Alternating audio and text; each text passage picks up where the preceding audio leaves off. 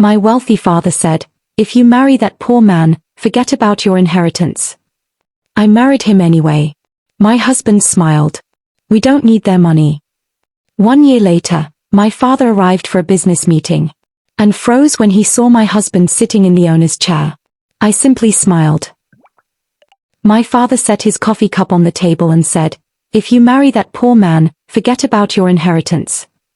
My wedding invitation was lying beside his hand, but he had not even opened it. I asked, "Are you really going to cut me off just because Ethan isn't rich?" My father, Richard Hale, owned 3 furniture stores in Dallas. He judged people by the size of their homes, the cars in their driveways, and the last names printed on their business cards.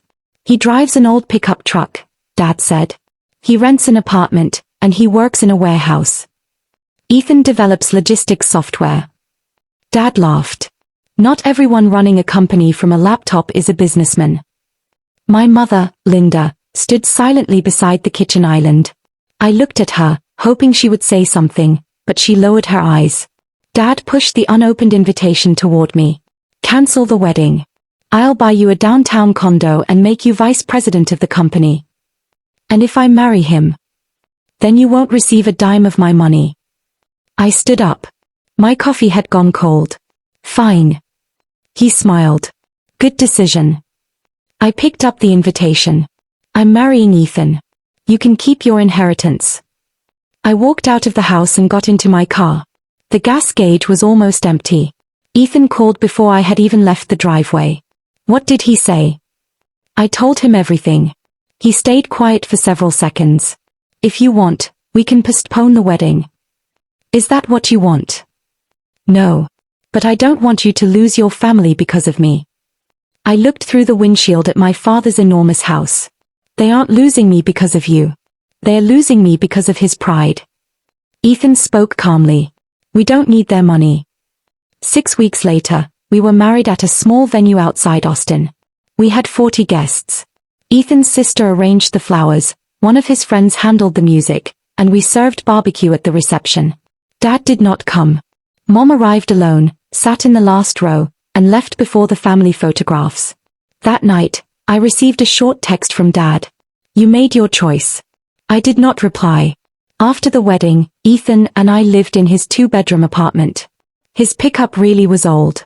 One of the kitchen cabinets would not stay closed, and we had to slam the dryer door twice before it would start. Still, the apartment was peaceful. No one asked how much my clothes cost or whether my friends belonged to the right country club. Ethan's company, Northline Systems, developed inventory and delivery software for warehouses. When we first met, he had 8 employees. By the time we married, he had 40. One night, he opened his laptop at the dining table. We received a major investment offer. I looked at the figure on the screen and leaned closer. "Is that number correct?" "Yes." "Why didn't you tell me the company had grown this much?" "Because a valuation isn't the same as money in the bank. And I didn't want you marrying me because of a number." "My father called you poor." Ethan smiled. I didn't need to argue with him. Over the next few months, Northline acquired 2 smaller competitors. Ethan leased a new office building, but he refused to replace his pickup. "The truck still runs," he said whenever I mentioned it. During that same period, my father's stores began struggling. Their online ordering system was outdated, deliveries were routinely late, and a lender demanded repayment of a large business loan. Mom never gave me the full details, but her brief messages told me enough. Dad had spent years acting as if the Hale name guaranteed success. He had ignored online sales, rejected software upgrades, and dismissed younger managers who warned him that customers were changing. Now the company was losing money every month. About a year after our wedding, Ethan closed a file at breakfast and said, "I have an acquisition meeting today." "With which company?" "Hale Home Group." I stared at him. "My father's company." "The board contacted us. They need new technology, capital, and debt restructuring. I didn't pursue the deal for personal reasons, but I'm not going to reject a sound deal for personal reasons either." "Does Dad know you own Northline?" "He doesn't appear to have read the documents carefully. He has mostly been speaking with our investment firm." I decided to attend the meeting. I did not need to create a scene or humiliate my father. I only wanted to be present when he finally had to judge a man by something other than his shoes and his truck.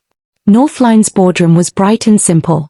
Ethan sat at the head of the table in the owner's chair, reviewing the contracts. I took a seat near the window. At 10 o'clock, the door opened. Dad walked in with his attorney and chief financial officer. He was talking as he approached the table, but the words stopped when he saw Ethan. His eyes moved from Ethan's face to the chair and then to the Northline Systems logo mounted on the wall. "What are you doing here?" he asked. Ethan closed the contract in front of him. "Mr. Hale, please sit down. We need to discuss the sale of your company." Dad looked at me. "Claire, is this some kind of joke?" "No. It's a business meeting." His CFO quietly explained that Northline's offer was the only realistic option for keeping the stores open, paying the lender, and protecting most of the employees' jobs. Dad sat down. For the first time in my life, he had nothing to say. The meeting lasted 2 hours. When it ended, he signed away the controlling interest in Hale Home Group to Ethan's company.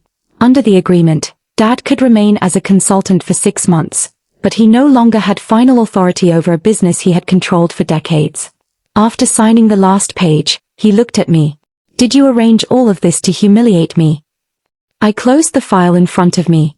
"I didn't do anything to you. I simply married the man you refused to see clearly." "So you're happy now?" I did not answer. I simply smiled. 6 months later, my father's name was removed from his office door. Ethan did not close the stores. He updated their systems, kept most of the employees, and returned the company to profitability. Dad never offered me my inheritance again. By then, it would not have mattered. Several months later, he sent us an invitation to dinner. The envelope was thick, cream-colored, and addressed in his assistant's handwriting. I did exactly what he had done with my wedding invitation. I never opened it. If Claire's story proved that true worth is not measured by money, status, or appearances, please give this video a like and subscribe to the channel for more powerful stories. Your support helps us create and share more unforgettable stories. Thank you so much for watching, and we hope to see you again soon.